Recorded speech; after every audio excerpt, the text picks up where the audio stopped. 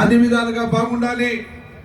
ఆ నియోజకవర్గంలో ప్రసిద్ధిగాంచిన ఏ దేవాలయాలు ఉన్నా, చరిత్రకారం పురాతనంలో ఉన్న ఏది ఉన్నా కూడా అభివృద్ధి చేయాలని ఒక మంచి దృఢ సంకల్పంతో ఈరోజు ఈ గుత్తికోటకి మన రాష్ట్ర ప్రభుత్వం తరఫున 50 లక్షల రూపాయలు కేటాయించి ఈరోజు ఈ పండుగ వాతావరణం సృష్టించడం, కలెక్టర్ గారు కూడా దీన్ని చర్య తీసుకొని ఇది చాలా రోజుకి చాలా బలంగా ఉండి రాబోయే రోజుల్లో కర్ణాటక హంపి ఉత్సవాలు ఎలా జరుగుతున్నావో ఆ రకంగా జరుపుకునే దానికి కూడా ప్రయత్నిస్తామని చెప్పి కలెక్టర్ గారు కూడా చెప్పడం జరిగింది.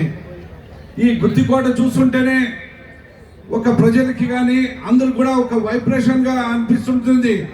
ఆ రోజుల్లో ఆ రాజులు ఈ రకంగా మన నియోజకవర్గంలో ఉన్నారా అనే విధంగా ఈరోజు ఊహించుకుంటే, ఓహో ఈ రకంగా ఆ రోజు రాజులు ఉన్నారు, ఈరోజు ఇంత యుద్ధాలు జరిగావి అనే రకంగా ఈరోజు దాదాపుగా చెప్తామంటే 1300 సంవత్సరాల క్రితం ఈ కోట నిర్మించడం జరిగింది. 1300 సంవత్సరాలు అయినా కూడా ఎక్కడ కూడా అక్కడక్కడ కొంచెం డ్యామేజ్ అయింది. అది రాబోయే రోజుల్లో ఒక టూరిజం ప్లేస్గా ప్రసిద్ధిగాంచి మన కేంద్రం నుంచి కూడా మన ఎంపీ అంబికా లక్ష్మణ కూడా మాట్లాడడం జరిగింది. ఆ కేంద్రం సపోర్ట్ ఉంటే రాష్ట్ర ప్రభుత్వం మనం సపోర్ట్తో ఖచ్చితంగా ఈ గుత్తికోటని అభివృద్ధి పట్టులో నడిపేదాన్ని కూడా మనం అందరం ముందుకు చూస్తుంటాం.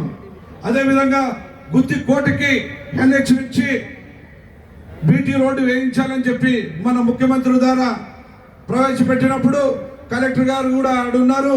ఖచ్చితంగా కలెక్టర్ గారు కూడా ఇంట్రెస్ట్తో 4 కోట్ల రూపాయలతో బీటీ రోడ్డు వేయించి పోయే దానికి కూడా చేయిస్తామని చెప్పి మంత్రి గారు మన ముఖ్యమంత్రి గారు కూడా చెప్పడం జరిగింది.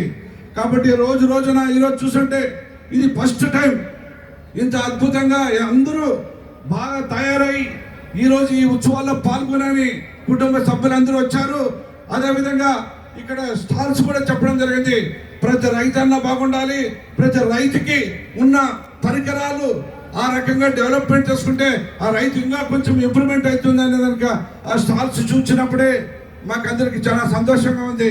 కాబట్టి ప్రతి ఒక్కరు కూడా ఈ నియోజకవర్గ అభివృద్ధి, అదేవిధంగా కసాపురం నెట్టికంటి ఆంజనేయ స్వామి దేవస్థానం కూడా ఈరోజు పోటీ పడుతూ మన తిరుపతి వెంకటేశ్వర స్వామి మాదిరిగా, అదేవిధంగా శ్రీశైలంగా, అదేవిధంగా మన గుంటకల్ కసాపురం నెట్టికంటి ఆంజనేయ స్వామి కూడా రోజుకి ప్రసిద్ధిగాంచుతుంది. కాబట్టి ఈ గుంటకల్ నియోజకవర్గం అభివృద్ధి పట్టులో నడిపేదానికి మన ముఖ్యమంత్రి నారా చంద్రబాబు నాయుడు పెద్ద ఆయన ఆశీస్సులు ఉండదు. కాబట్టి ఇంకా రాబోయే రోజుల్లో ఇది ప్రసిద్ధిగాంచి ఇది టూరిజం కూడా ఇంకా బ్రహ్మాండంగా ఈ సంవత్సరం ఎలాగ ఉంది, నెక్స్ట్ సంవత్సరం రోజు సంవత్సరాల తరబడి ముందుకు తీసుకుపోతారని చెప్పి మీరందరూ కూడా సహాయ సహకారాలు రేపు కూడా ఉంది ఈ కార్యక్రమం.